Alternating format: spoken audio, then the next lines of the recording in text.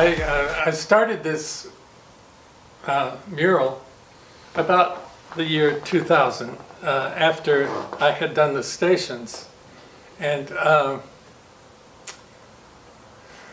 I'm not sure what my inspiration was, but I was really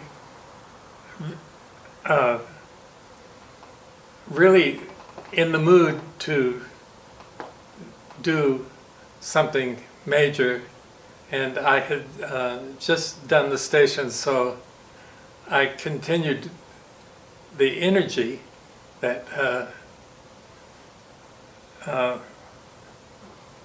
inspired me to do the stations.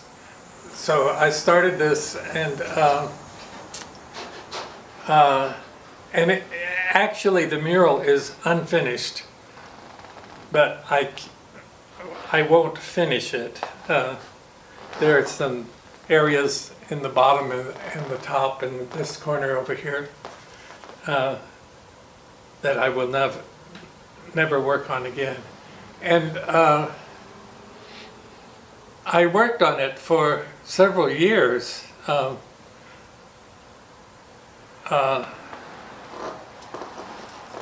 And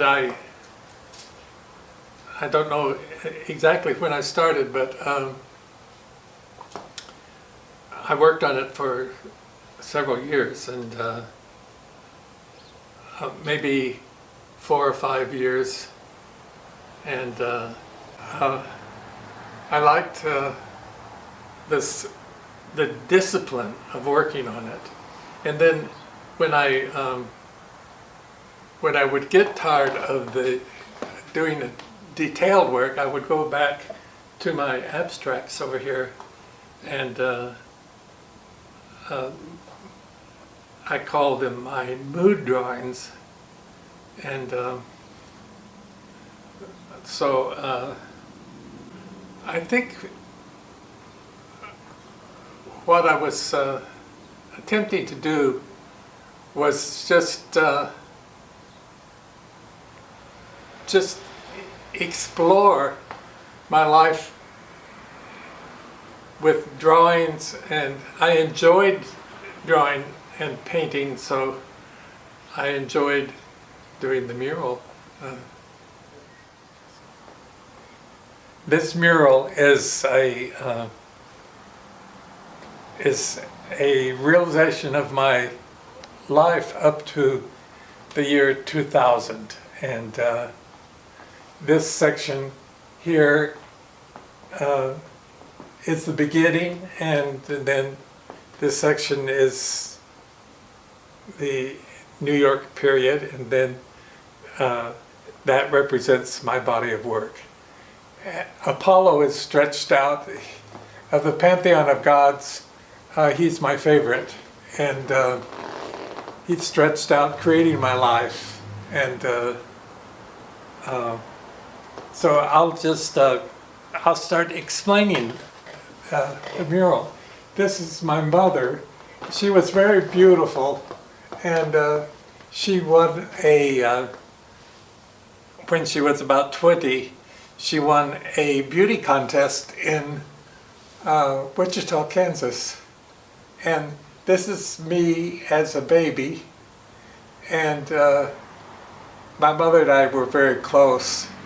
My dad was a great hunter. I took that from the cover of a hunting magazine.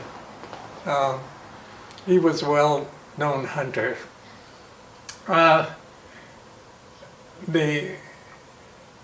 These are my uncles who were very handsome in the Navy, and this represents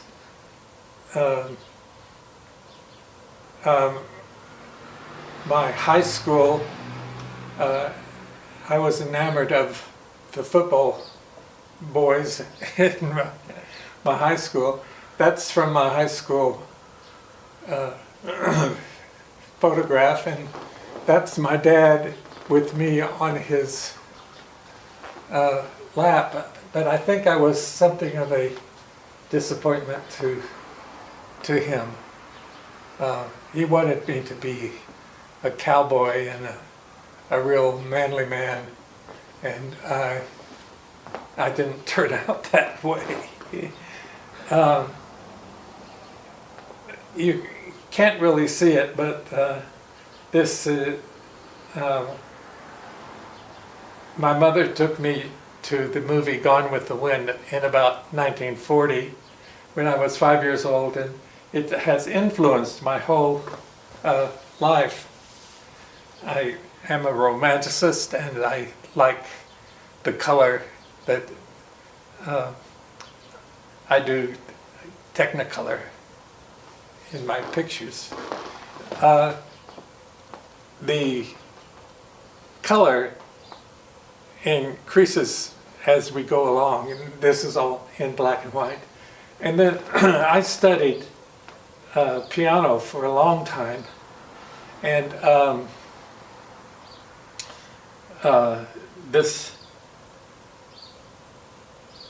this man was my high school music director, and he had a big influence on my life. And these figures are kind of the iconic 20-year-olds with his cowboy lover behind him. And that up there, this was my college, and this was my college girlfriend, and we were engaged for a while. This is Eleanor Roosevelt, which was a heroine of mine, and this is James Dean, and I thought I would have these post-its up along the way, but I sort of... This is my sister here, and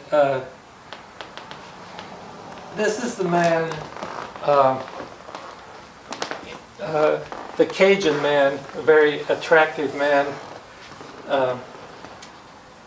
that, I just have to tell you the story. We were at the Air Force Academy, and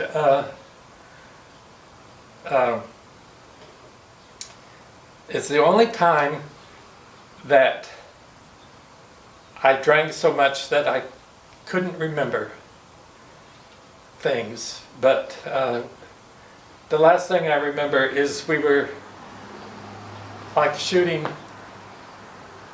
fingers at each other in Manitou Springs, and I woke up in the morning with this man's cock in my mouth, and I thought, oh my God, I'm gay. and that was a celebration for me.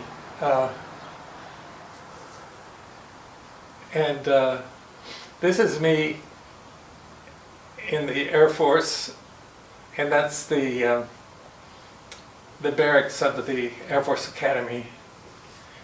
And this represents a black guy, a good friend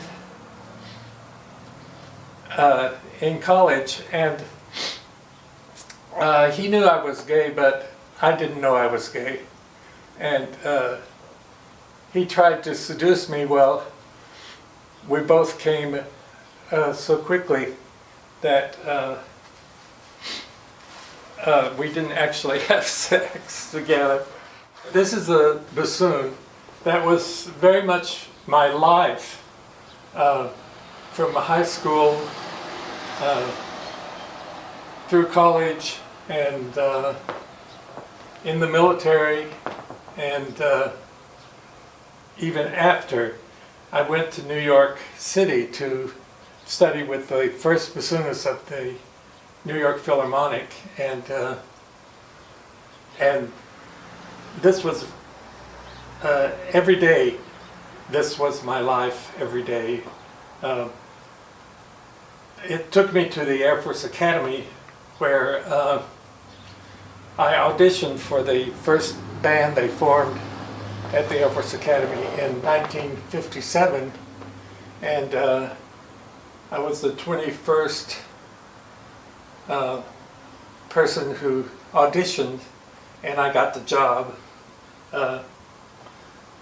as a bassoonist in the band at the Air Force Academy. And then I went to New York, and this represents my life in New York. And this was Crusher. We were lovers for several years, and he was a wonderful, very attractive man, but ultimately I couldn't deal with his drug use and so forth.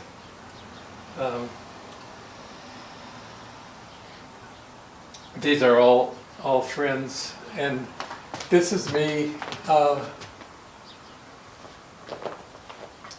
I took this from a photograph that I did when I first got to New York, and the hamburger and the spaghetti is, in those days, in the 60s, they told us that you are what you eat, and I exist on spaghetti and hamburgers. This was a good friend of mine. And anyway, it sort of morphs into an oral situation, and this was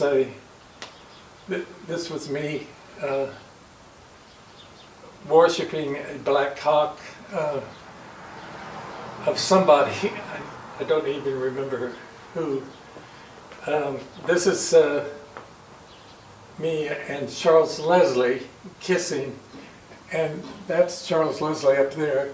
And he was, I met him in 1962, and he has had a tremendous influence on my life.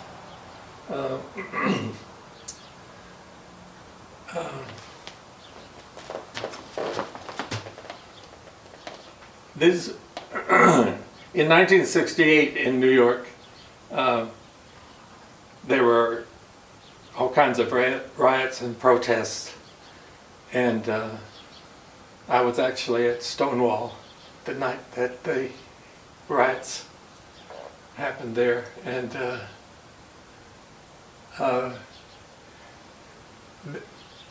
those buildings were the street where I lived on 8th Street in the Village. This was a very good friend of mine, Tony Sergio, and he died of AIDS.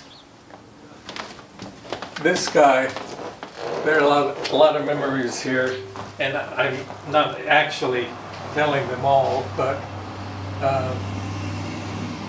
this guy, I used to do a lot of work for Mandate and Honcho magazines, both drawings and photographs, and I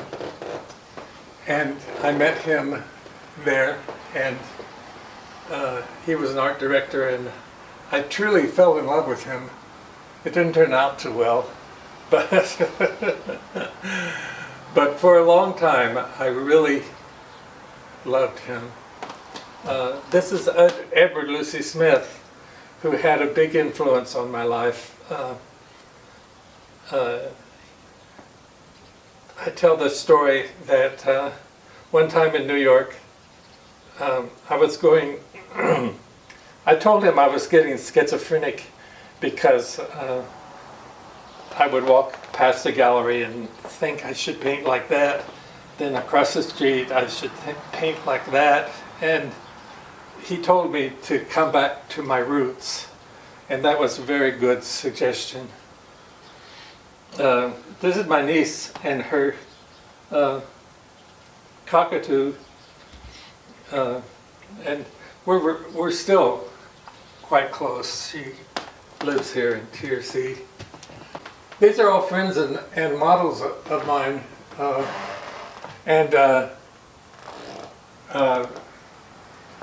these represent the Three Graces, which was the first painting I did when I moved back to the area. And this is the Atlas, of course. That's Mackenzie, my boss, where I designed fabric. And oh dear me, there are lots of stories about all of these people, but this is this guy up here with the saddle over his shoulder. He used to come to visit me in Amarillo, and he was a gay rancher in Oklahoma, and I tried to, he was very attractive, and I used him a lot as a model, and he would drive over from Norman, Oklahoma, where he lived, and he would drink beer all the way and throw the cans in the back of his pickup. And one time I tied him to the bed, and he just flexed his muscles and broke all the ropes that I had tied him to the bed. And then I found him in the street, and I lived in downtown Amarillo, but this was early in the morning, like at 2 o'clock, and he was whipping himself and naked, running down the street and saying, "Giddy up, giddy up, giddy up." Well, I corralled him back in my studio, and this is him on the bull too. This is Mackenzie, who died of AIDS here. And this is my good friend Ted Allred, who died in a car accident. This is me and Eduardo, and I took these images from photographs that were taken of us when we were both 35. And this is me looking back at the whole thing.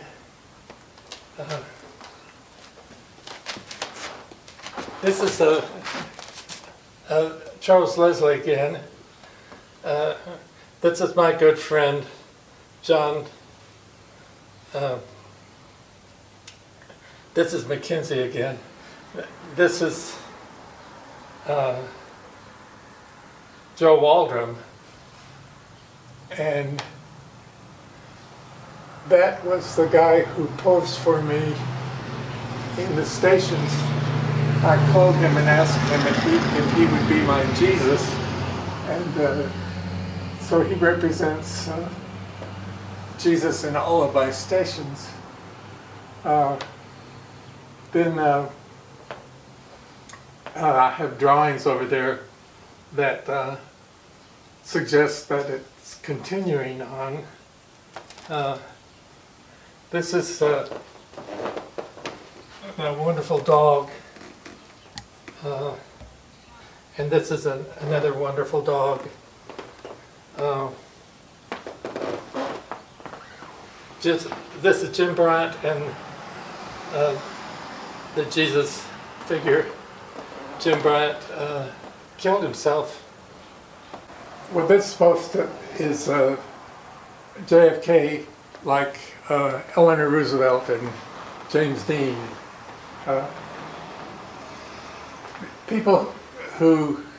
Celebrities who influenced my life.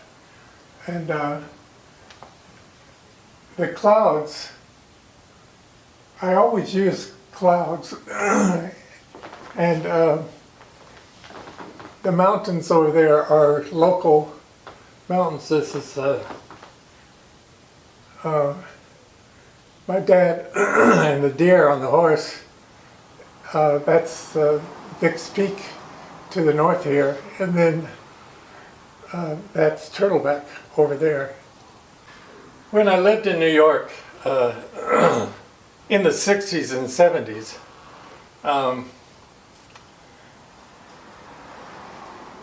we used to travel around with little suitcases because every bar you went in had a different dress code. And there was a college dress code and a cowboy dress code and a leather dress code. And anyway, you had to change costumes to get in the bars. But I had always been attracted to the leather scene, and I never really experienced a person from the leather scene who really satisfied my needs, but I